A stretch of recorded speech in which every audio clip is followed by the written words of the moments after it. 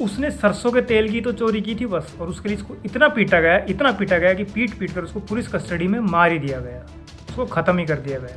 ये मुझे न्याय चाहिए कि किस लिए वो पकड़े, क्या जुर्म वो किया थी, किस लिए उनका जान ले लिया गया। ऊपर से ऑर्डर था, ऊपर से प्रेशर था, ऊपर वाले कौन? पॉलिटिशियंस। और वहाँ खड़ी बेवकूफ़ जनता जो है पुलिस वालों को नैतिकता का, इंसानियत का और कानून का पाठ पढ़ा रही थी। जब अपनों की जान जाती है ना तब पता चलता है इंसानियत मर चुकी है। वे पुलिस वाले नहीं है, वे राजा जी। और ये वकील साहब जनता को जागरूक कर रहे हैं ये बता कर कि पुलिस वाले जो होते हैं वो आपके नौकर होते हैं।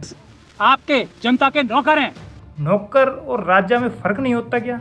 और अगर किसी पुलिस वाले को नौकर कह दिया तो कितना चिढ़ सकता है इस बात पर। तो हेलो एवरीवन, आज अगर कोई ये कहता है कि वो अपनी मर्जी से देश के किसी भी कोने में किसी भी वक्त आ जा सकता है, इस भरोसे के साथ कि वो वहाँ भी सुरक्षित रहेगा, वहाँ भी उसे कुछ नहीं होने वाला, और अगर कोई दूसरा ये कह रहा है कि वो एक शांति भरे माहौल में रहता है, यहाँ तक कि वो सोता भी बिना किसी डर और चिंता के है, उसे ना ही तो किसी संकट का डर है ना ही किसी और अपराध का, तो इन सब के पीछे एक बहुत बड़ा हाथ है पुलिस का। ठीक है जी। पुलिस मतलब अगर हम साधारण शब्दों में कहें तो पुलिस मतलब जनता के सहयोगी, उनके अधिकारों के रक्षक। पुलिस मतलब कानून, ऐसा हम कह सकते हैं।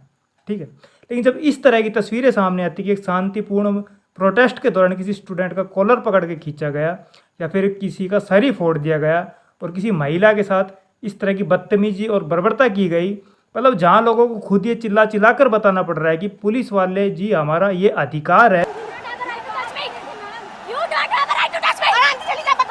मतलब जब लोगों में डर की वजह खुद पुलिस वाले ही बन जाए, लोग इन्हें वर्दी वाला गुंडा कहने लगे, तो इसका मतलब ये है कि चोट सिर्फ लोगों के शरीर पर ही नहीं लगी बल्कि उनकी भावना हो, उनके अधिकार हो और उनके भरोसे पर लगी है।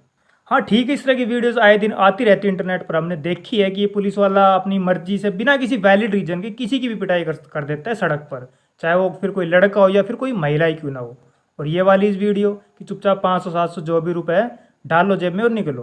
और अब तो लोगों को भी समझ आ गया कि क्यों इन पुलिस वालों से रिक्वेस्ट करनी या लंबी बहस करनी, जो भी ये दे दो चुपचाप, कोर्ट कचहरी से बच जाएंगे, बड़े चालान से बच जाएंगे। और ये वाली वीडियोस जहाँ पुलिस वाले अपनी वर्दी की गर्मी सेना के जवान तक को भी दिखा देते कि देखो हम आपसे ज़्यादा पावरफुल हैं। ठीक है, तो इस तरह की वीडियोस देखकर एक आम आदमी क्या सोचता होगा? यही कि होते हैं कुछ पुलिस वाले जो कि भ्रष्ट होते हैं, अपनी वर्दी की गर्मी दिखाते हैं, उसका गलत इस्तेमाल करते हैं अपनी पावर का, या फिर कुछ गलत लोगों ने पुलिस ज्वाइन कर लिया, बस इतना ही। लेकिन जब इस तरह की खबरें सामने आती हैं कि यूपी के गोंडा में आरपीएफ कस्टडी में एक व्यक्ति को इतना पीटा गया कि उसकी मौत ही हो गई क्योंकि उसने चोरी की थी।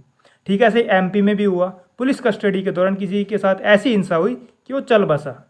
ठीक, और ये वाला केस जहाँ पर एक बाप बेटे को 9 पुलिस वालों ने इतनी गंदी तरह से मारा, कहा जाता है कि बाद में उन्हीं का खून साफ कराया गया। हाँ ठीक है, बाद में वो दोनों भी गुजर गए थे। और अब ये वाला आंकड़ा देखो, 2017 से 22 इन 5 सालों में 650 प्लस से ज़्यादा मौतें पुलिस कस्टडी में हुई।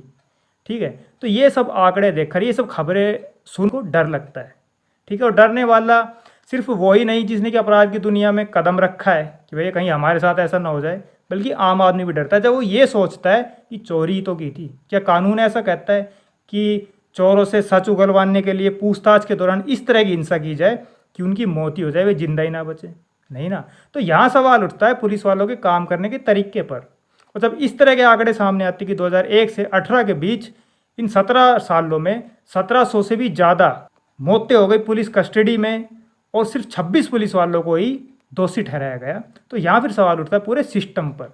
यहाँ पर फिर आप और हम ये सोचकर कंफ्यूज हो जाते हैं कि लोग ये जो बातें करते हैं कि पुलिस वाले अपनी कस्टडी में ऐसा करते हैं मुजरिम के साथ, वैसा करते हैं, इतनी पिटाई करते हैं, ये फिर सच है या सोशल मिथ है या फिर ये भारत का एक्चुअल पुलिस कल्चर बन गया है।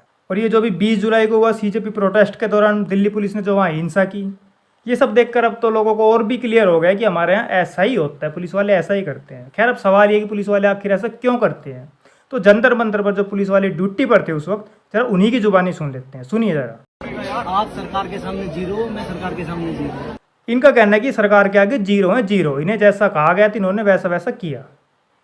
और अब जरा इनकी सुन लेते हैं। मैंने जब फोन करके मैंने उनसे पूछा, वाह भाई कैसे मार दिए डंडे, मतलब तुम्हारा हाथ नहीं कांपा, पर ऊपर से प्रेशर इतना रखा दे दिया अपनी, कोई उनका नाम तो नहीं लूंगा, उनकी रोजी रोटी नहीं छीनना चाह रहा मैं। उनको क्लियर ऑर्डर थे, मेरे एब्सेंस में भी मेरी तरफ से ऑर्डर गए थे कि बैच लगा के कोई नहीं जाएगा। इनका कहना है कि इनके जो साथी पुलिसकर्मी उस वक्त ड्यूटी, उन पर ऑर्डर था कि ऐसे ऐसे करना है, इतनी हिंसा करनी है, लोगों के साथ मार पिटाई करनी है, इसलिए उन्होंने मजबूरी में ऐसा किया। तो ये इनकी नौकरी थी, इनकी ड्यूटी, और वहाँ खड़े लोग नैतिकता की, इंसानियत की और कानून की बात कर रहे थे।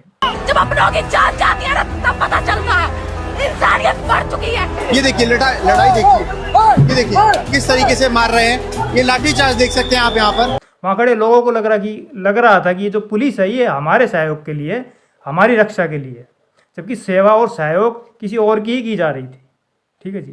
दरअसल लोगों को ये जानना जरूरी कि हमारा जो पुलिस एक्ट 1861 है ये अंग्रेजों के टाइम में बना था, ब्रिटिश शासन में, और ये इसलिए बनाया गया था ताकि कोई क्रांतीय आंदोलन ना हो सके देश में।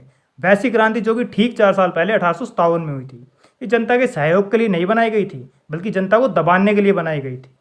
ठीक है। खैर, उसके बाद संविधान आ गया, लेकिन आज ये जो सुनने में आता है कि ऊपर से प्रेशर था, ऊपर से ऑर्डर था, और ये जो हिंसा करते हैं पुलिस वाले, तो ये सब देखकर लगता है कि आज भी पुलिस वाले उसी तरीके से ही काम करते हैं जैसे कि पहले से करते आए हैं।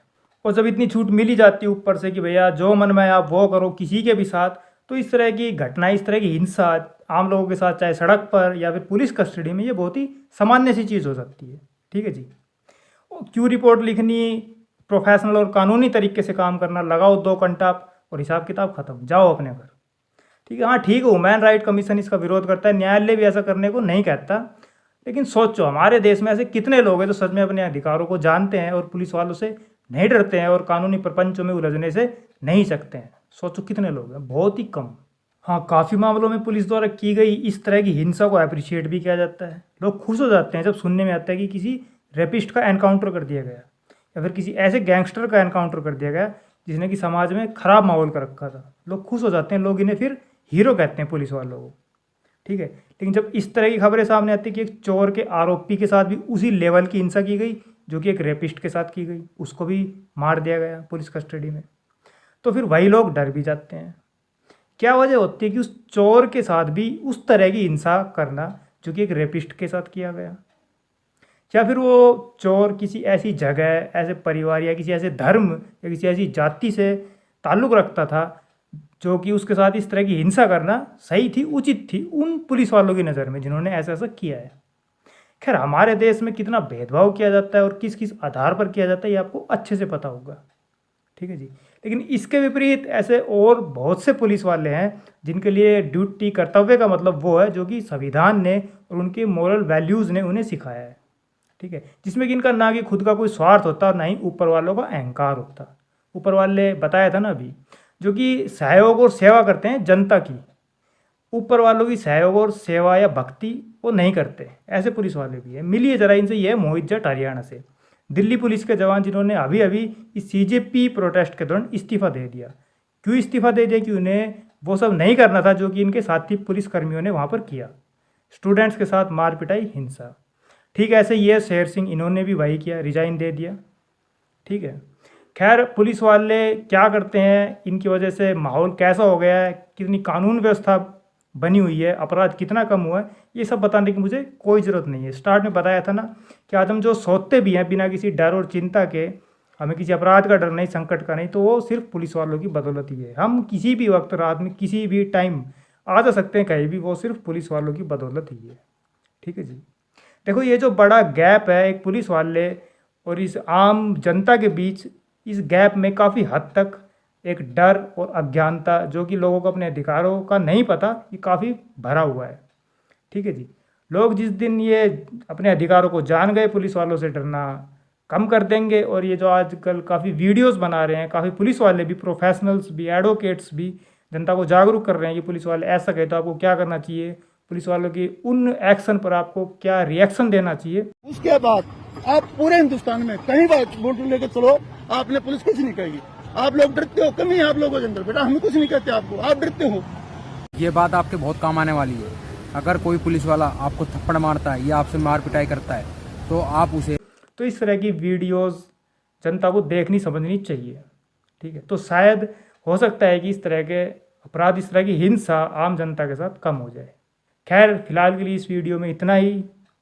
आपको क्या कहना, आपकी क्या राय है, कोई सवाल कमेंट करके ज़रूर पूछिए। बाकी मिलते हैं नेक्स्ट वीडियो में। टिल देन ख्याल रखना, मस्त रहना। जय हिंद।